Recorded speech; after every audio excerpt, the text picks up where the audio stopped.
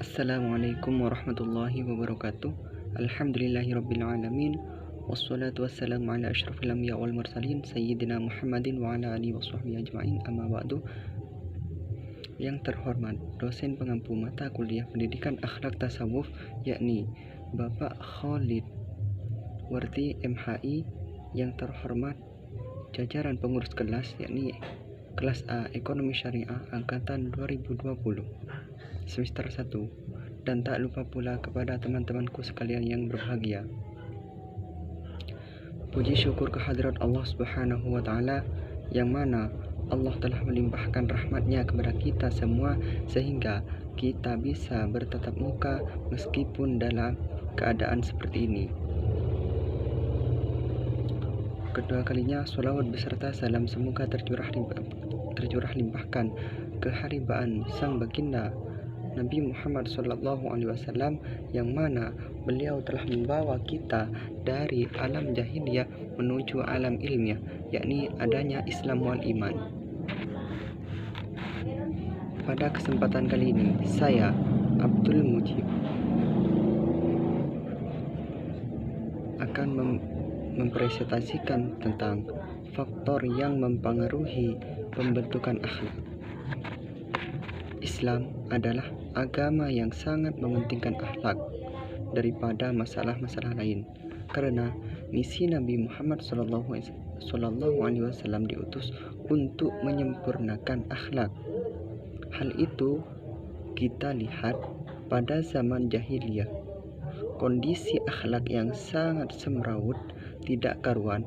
Mereka melakukan hal-hal yang menyimpang seperti minum khamr dan berjudi dan lain sebagainya.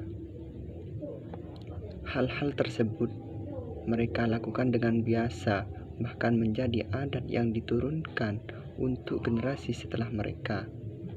Karena kebiasaan itu telah turun-temurun, maka pada awal pertama Nabi mengalami kesulitan.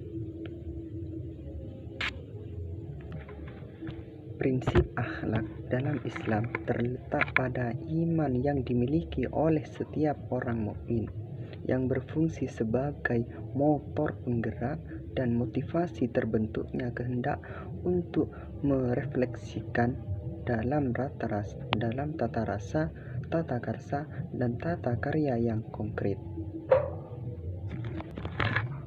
Dalam hal ini, Abu Hurairah meriwayatkan hadis dari Rasulullah SAW yang artinya, orang mukmin yang paling sempurna imannya ialah orang yang terbaik akhlaknya, dan sebaik-baik di antara kamu ialah yang paling baik kepada istrinya.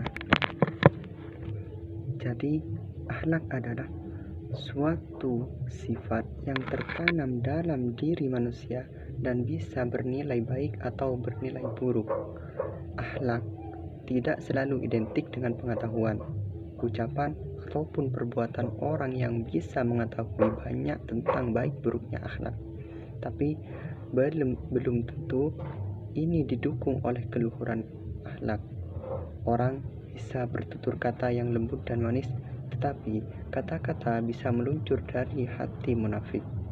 Dengan kata lain, akhlak merupakan sifat-sifat bawaan manusia sejak lahir yang tertanam dalam jiwanya dan selalu ada padanya. Al-Quran selalu menandaskannya bahwa akhlak itu baik atau buruknya akan memantul pada diri sendiri sesuai dengan pembentukan dan pembinaannya. Menurut Ibnu Maskawai, akhlak adalah keadaan jiwa seseorang yang mendorongnya untuk melakukan perbuatan-perbuatan tanpa melalui pertimbangan,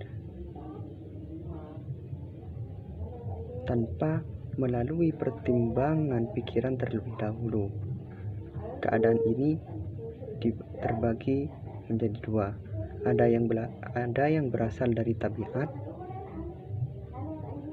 yakni berasal dari tabiat aslinya. Ada pula yang diperoleh dari kebiasaan yang berulang-ulang. Boleh jadi pada mulanya tindakan itu melalui pikiran dan pertimbangan, kemudian dilakukan terus-menerus, maka jadilah suatu bakat dan akhlak.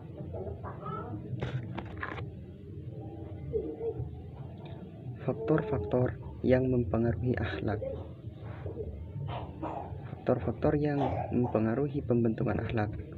Menurut H.A. Mustafa bahwa faktor-faktor yang mempengaruhi pembentukan akhlak ada 6. Yang pertama, insting, pola dasar bawaan, lingkungan, kebiasaan, kehendak, dan pendidikan. Namun, saya akan menjelaskan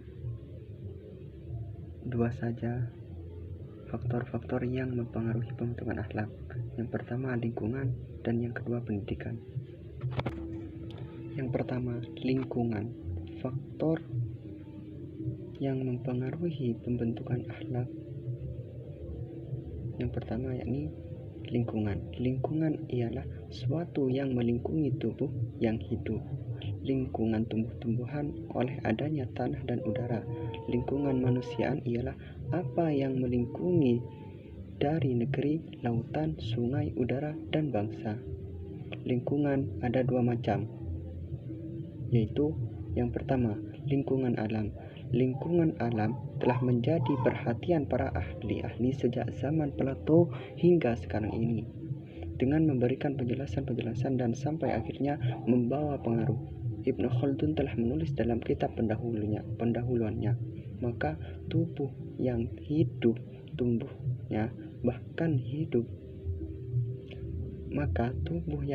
tumbuhnya bahkan hidupnya tergantung pada keadaan lingkungan yang ia hidup di dalamnya. Kalau lingkungan tidak cocok kepada tubuh, maka tubuh tersebut akan lemah dan mati. Udara, cahaya, logam di dalam tanah letaknya negeri, dan apa yang ada padanya dari lautan, sungai, dan pelabuhan adalah mempengaruhi kesehatan penduduk dan keadaan mereka yang mengenai akal dan akhlak. Yang kedua, lingkungan pergaulan. Sekolah, kerjaan, pemerintah, syiar agama, ideal, keyakinan, pikiran-pikiran, adat istiadat, pendapat umum, bahasa,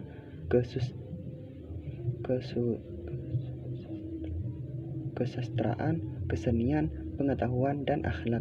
Pendeknya, segala apa yang diperbuahkan oleh kemajuan manusia dalam masa kemundurannya lebih banyak terpengaruh dalam lingkungan alam. Apabila ia telah mendapat sedikit kemajuan, lingkungan pergaulan yang banyak menguasainya, sehingga ia dapat mengubah lingkungan atau menguasainya atau menyesuaikan diri kepadanya. Faktor yang kedua yang mempengaruhi pembentukan akhlak ialah pendidikan. Dunia pendidikan sangat besar sekali pengaruhnya terhadap perubahan perilaku akhlak seseorang. Berbagai ilmu diperkenalkan agar siswa memahaminya dan dapat melakukan perubahan pada dirinya. Dengan demikian, strategis sekali di kalangan pendidikan dijadikan pusat perubahan perilaku yang kurang baik untuk diarahkan menuju perilaku yang lebih baik. Maka dibutuhkan beberapa unsur dalam pendidikan untuk bisa dijadikan agen. Pertama, perubahan sikap dan perilaku manusia, yaitu pertama, tenaga pendidik, yang kedua, materi pengajaran, yang ketiga, metodologis pengajaran, yang keempat, lingkungan sekolah. Jadi, jikalau keempat ini telah dijalankan dengan benar, dengan kedisiplinan, maka para siswa maupun gurunya itu akan disiplin ilmu, yakni akhlak terpakai secara benar.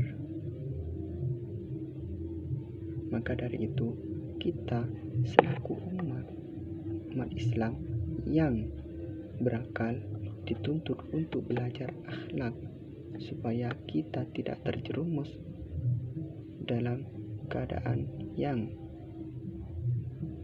tidak